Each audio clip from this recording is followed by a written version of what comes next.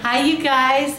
First of all, I just want to thank you guys so much for you subscribed and you put your thumbs up and you commented, and that meant so much to me. All the comments were so sweet.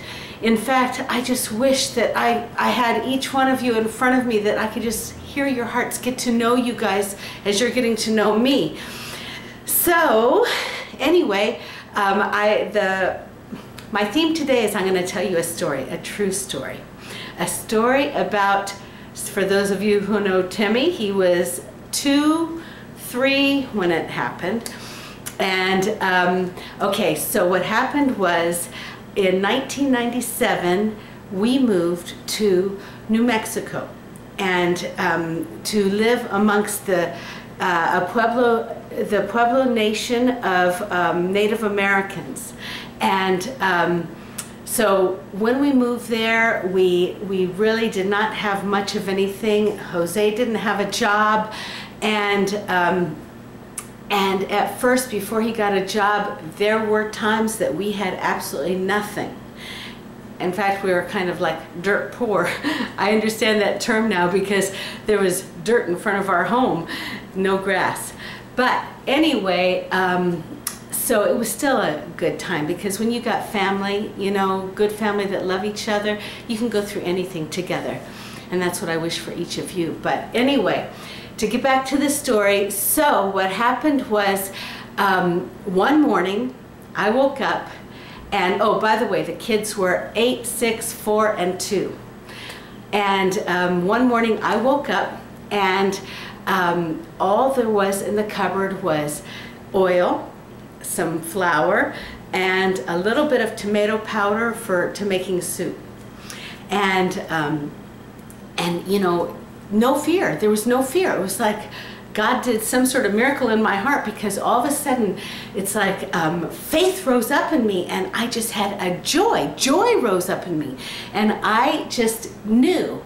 It's like I knew that if I used that for breakfast to make something for Jose and the 4 kids, that God was going to provide lunch. I don't know how I knew that, but it just happened.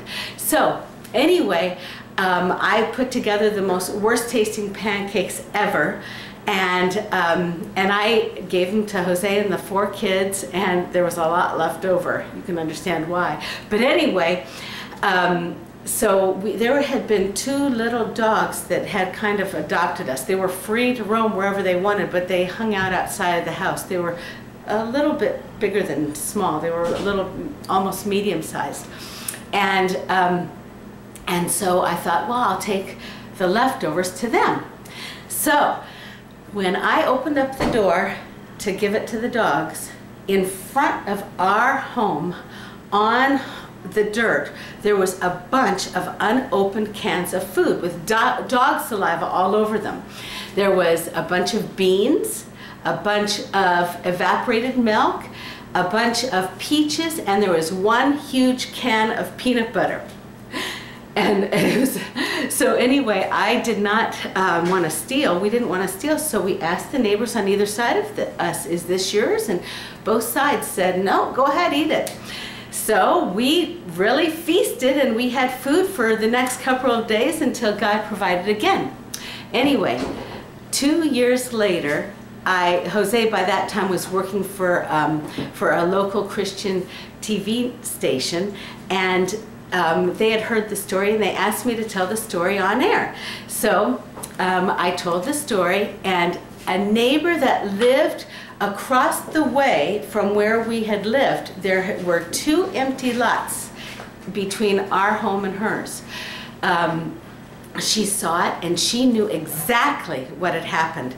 And she told me what had happened was that day she had had too much food for her cupboards. And she neatly, outside of her home, stacked it very neatly, all these cans of food. The miracle was, one by one, the 2 little dogs went back and forth, back and forth, back and forth, and brought us all the food. So just know that you can't outgive God, and He is the provider, and if you just ask Him and trust Him, it was just believe him, then he will provide all of your needs according to his riches and glory. Okay, that's all. I love you guys. Oh, I forgot. Oh yeah. So what? Oh yeah, please subscribe. Please thumbs up if you like it, and comment to me because I want to get to know each one of you. Okay, and please tell others. And the Bubba thing I do, and that is dream big and go for it. Okay, bye.